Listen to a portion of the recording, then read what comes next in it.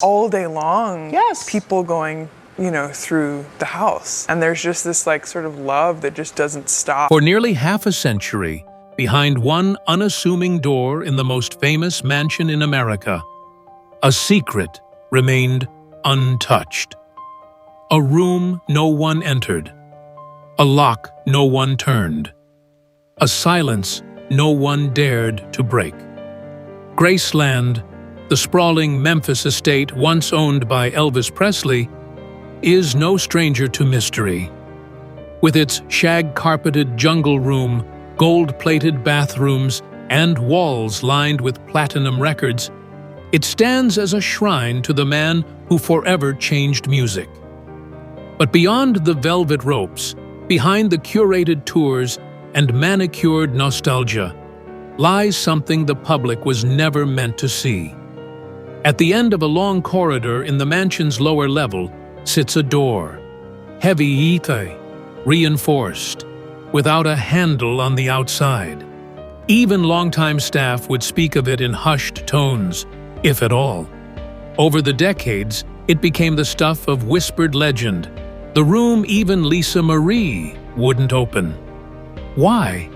What could possibly be inside a sealed chamber that neither Presley family members nor preservationists were allowed to touch? Why had it remained locked since the summer of 1977, the year Elvis died? Some said it was nothing, a glorified storage closet that the mythmakers latched onto. Others believed it housed personal effects too private, too painful to expose. But a smaller, more persistent group had other ideas, that Elvis, anticipating something, planned for this room to remain hidden, that it wasn't just locked, it was buried in silence. For decades, the door remained a symbol of grief, of mystery, of questions no one wanted to ask. Until now.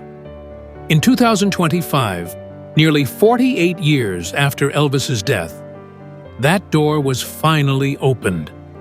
But it wasn't archivists or museum curators who made that call. It wasn't historians or journalists.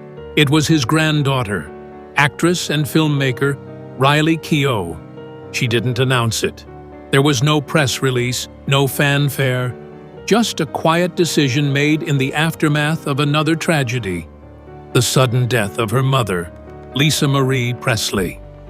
Alone and burdened with the weight of the Presley legacy, Riley returned to Graceland, not as a celebrity but as a daughter and a granddaughter, searching for something more than closure. What she found on the other side of that door is still sending shockwaves through the Presley family, and raising questions the world might not be ready to answer, because the room was never just a room. It was a message, left behind by the king of rock and roll himself. By the early 1970s, Elvis Presley was no longer just a performer. He was a phenomenon, a man whose very existence seemed stitched into the fabric of American culture. But while fans saw the jumpsuits, the sold-out shows, and the flashes of cameras, something else was happening behind the scenes at Graceland. Elvis was building something, quietly, methodically. It wasn't a studio, it wasn't a music room, and it definitely wasn't a sanctuary of peace. Internally, among a select few house staff, it was referred to only as the Reflection Room. No one knows where the name came from, whether Elvis coined it himself or it was whispered down through decades of rumor. But what's clear is this: between 1974 and 1977, a section of Graceland's basement was sealed off. Construction crews were brought in under unusual circumstances, signed to strict confidentiality agreements, paid in cash, and never seen again on the property. Blueprints, when later uncovered, showed no record of that room ever existing. Some believed it was just another eccentric Elvis project, like the custom-designed TV room or the mirrored staircase. But the secrecy surrounding this particular build felt different. Staff noted that Elvis would disappear for hours at a time, sometimes in the middle of the night, descending alone into the basement. He told no one where he was going, not even Priscilla, not his friends in the Memphis Mafia. One former housekeeper, who asked to remain anonymous, recalled hearing faint music through the floorboards late one night, but not the kind you'd expect. Not rock, not gospel, not even country. It was something slower, haunting, meditative, accompanied occasionally by the sound of a single voice, speaking, whispering. When asked what he was doing down there, Elvis reportedly replied, "Just thinking. That's where I do my real shows." Was it a meditation chamber, a secret recording booth, or something even more private? There are rumors that Elvis feared he was being watched, not just by the press or his fans, but by people much closer to home. And in a world where he was expected to perform every waking moment, the reflection room may have been the only place he could truly be alone. But what exactly did he do down there? That question, unanswered for 48 years, was about to become very real for Riley Keough. Grief doesn't follow logic. It arrives in waves, some quiet, others crushing. For Riley Keough, losing her mother, Lisa Marie Presley, in early 2023 was more than the loss of a parent. It was the final tether to the world she'd spent her life trying to both honor and escape. She wasn't ready for what came next. In the days after the funeral, as extended family swirled around legalities and estate matters, Riley retreated into silence. Amid the chaos, a small box arrived at her Los Angeles home. No return address, just her name. Inside, wrapped in a faded handkerchief, was a sealed envelope. The handwriting was unmistakable, her mother's. It read, "For when you're ready." She wasn't. Not then. It took her weeks to open it. When she finally did, what she found wasn't closure. It was a key, literally. A heavy, old brass key, cool to the touch. Alongside it, a handwritten note, short, uneven, emotional. Some truths are harder to face than lies. If you ever feel strong enough, you'll know where this belongs. Just forgive me if I couldn't. There was no explanation, no map, no instructions, but Riley knew what it meant. The key wasn't to a jewelry box or a drawer. It was for that door, the one even her mother had never dared to open. The room at the end of the hallway, the sealed-off section of Graceland. Riley had always been respectful of her family's legacy, but distant from it. She carved her own path as an actress, navigating her career without leaning on the Presley name. But now, Graceland, with all its echoes, ghosts, and secrets, was calling her back. So she went, quietly, alone. No press, no camera crews, just Riley, walking through the same halls she once wandered as a child. Her fingers traced the same railings her grandfather had once leaned on. She stood in the jungle room, looked out over the grounds, listened, and eventually she found herself outside that door, the one her mother never opened. With trembling hands, Riley held up the key. The brass was old, worn, but it fit perfectly into the lock. She paused, one deep breath. Then she turned it, and with a quiet click, 48 years of silence began to crumble. The lock gave way with a heavy metallic groan, and the door creaked open for the first time in nearly half a century. Riley stepped into darkness. The air was thick, stale with time, tinged with dust, and something older than memory itself. A single chain-pulled bulb dangled overhead, flickering to life with a pop. And what it revealed was not a storage room, not an archive, not even a studio. It was a shrine. But not to Elvis, the performer. To Elvis, the Watcher.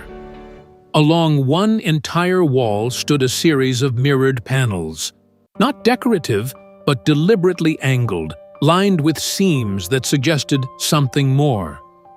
Riley moved closer. A small switch near the base of the desk. She pressed it. The mirrors shimmered, then shifted.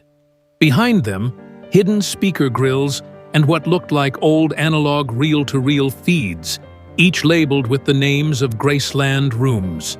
It wasn't just a reflection room, it was a listening room. At the center of it all sat a wooden chair and a narrow booth, a confession box almost, with velvet-lined walls and a cracked microphone wired into the desk. Stacked beside it, a set of headphones and a leather-bound journal. On the cover, in bold, handwritten ink, "The Listener." Inside were pages of musings, dated entries, and chilling observations. They don't hear me anymore, but I hear them, every word. There are voices in this house that don't belong to the living. If I can't speak the truth, I'll at least keep a record of it. Riley's pulse quickened.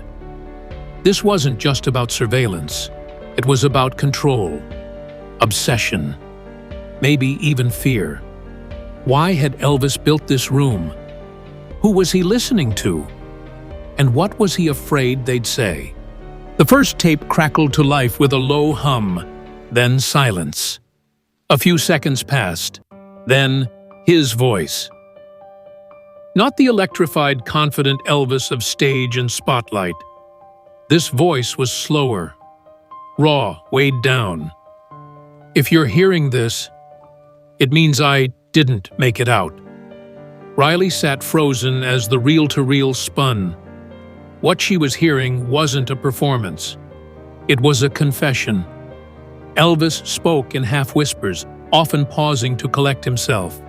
He didn't name names, but the implications were clear. He believed he was being watched. Not by the press, not by fans, but by people inside his own circle. They changed my prescriptions again, said it was routine, but I didn't ask for anything new. Someone's checking my mail before I get it. Joe acts different when he thinks I'm not listening, like he knows something. Then, a term, Project Velvet. He repeats it multiple times, almost like a mantra. Project Velvet. That's what the doctor said, when he thought I was out. Velvet's not a treatment, it's a trap. There are pages of the journal that correspond to the tapes, erratic notes, scribbled names, circled dates, all hinting at something darker. A coordinated effort, Elvis believed, to manipulate his behavior, his finances, maybe even his sense of reality. They think I don't know what they're doing, but I know what's happening, and I won't let them rewrite who I was. And then, a pause, followed by something even more jarring. To the ones who know, I'm sorry. I didn't mean to leave you in this, but they'll never let me go quietly. Riley kept listening, tape after tape, each one a piece of a puzzle. Some entries were rational, others spiraled into paranoia, rage, even despair. But all of them were filled with a single recurring emotion: fear. The question wasn't whether Elvis had secrets. It was whether those secrets had cost him everything. And just as Riley thought she'd heard it all, one more discovery waited in the shadows. One name kept surfacing in the tapes: John D. Shepard. At first, Riley assumed it was code, another veiled reference in her grandfather's cryptic unraveling. But tucked inside the final pages of the Listener Journal, she found a lead. A rental receipt. Nashville, 1985. A unit number and an address scribbled in shaky handwriting. She flew there without telling anyone. The storage facility was still in operation. The number matched. And after a legal maze of paperwork and verification through the Presley estate, Riley gained access. What she found inside wasn't just surprising, it was reality-breaking. A duffel bag of men's clothing, receipts dated years after Elvis's reported death, and beneath it all, a locked tin box. Inside, a passport issued in 1981, with Elvis's birth date, under the name John D. Shepard, and a thumb drive, wrapped in a yellowing sheet of paper that simply said, "For her only." Back in Memphis, Riley loaded the file. The screen flickered. A man sat in front of a camera, beard, sunglasses, older but unmistakable. "If you're watching this, then maybe I was wrong to hide." He looked into the lens, into her, and into history. What do you do with a truth the world isn't ready to believe? Riley sat alone in the very room her grandfather once used to watch, listen, and confess. On the screen in front of her, the man known to the world as Elvis Presley stared back, older, wearier, but undeniably him. She had the evidence, the film, the journal, the tapes, enough to rewrite history, to shatter myths, to send shockwaves through global media. But with that power came a cost. If she released it all, it would invite chaos. Skeptics would call it fake. Loyalists would call it betrayal. And the Presley name, already burdened by generations of scrutiny, would once again become spectacle. So she made a choice.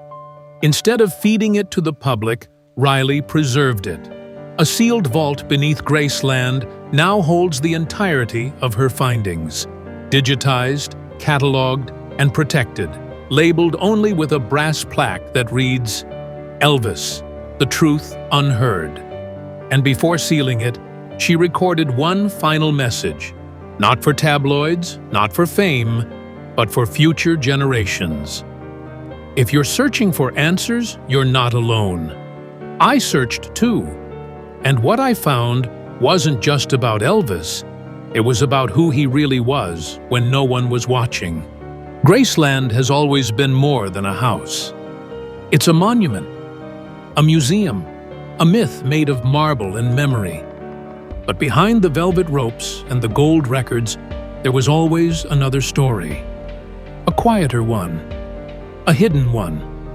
And through grief, courage, and curiosity, Riley Keough stepped into that silence and found a voice that history forgot to hear. She didn't chase headlines, she didn't sell secrets, she listened. What she uncovered may never be seen by the public, and maybe that's the point. Maybe the truth about Elvis Presley, the real man, was never meant to be printed in tabloids or debated on talk shows. Maybe it was meant to live where he lived, in between the echoes, in the stillness of a hidden room beneath the empire he built. A place not of fame, but of reflection. As the story fades back into myth, one thing lingers. Not an answer, but a possibility. Maybe Elvis did leave. Maybe he didn't. Maybe what he left behind was more important than whether he stayed. And maybe, just maybe, that door in the basement wasn't the end of the story. It was the beginning of a new one. Because legends never really die. They just wait to be heard.